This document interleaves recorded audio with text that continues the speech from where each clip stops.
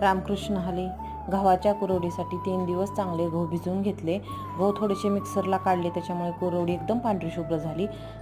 तिसऱ्या दिवशी गहू काढून त्याचा चिक काढून घेतला आणि जेवढा चिक आहे त्याच्यापेक्षा 1 ग्लासभर पाणी कमी ठेवले. गरम उकळून पाणी घेतले.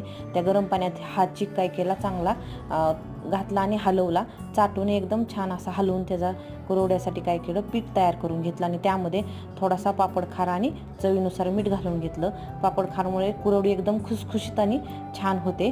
नंतर पीठ चांगलं शिजल्यानंतर एकदम मंद गॅसवर पीठ चांगलं शिजून घेतले आणि शेवग्याने कुरवड्या पाहिजे तशा काय घेतल्या, छोट्या मोठ्या घालून घेतल्या आणि कलरच्या सुद्धा काय केल्या, घालून घेतल्या. आणि ह्या कुरवड्या एकदम झटपट काय होतात, तयार होतात आणि तेलामध्ये पण एकदम छान अशी मुठ्ठी फुलली जाते. असे छान छान वेगवेगळे व्हिडिओ पाहण्यासाठी माझ्या या यूट्यूब चॅनलला लाईक, शेअर आणि सबस्क्राईब करायला विसरू नका.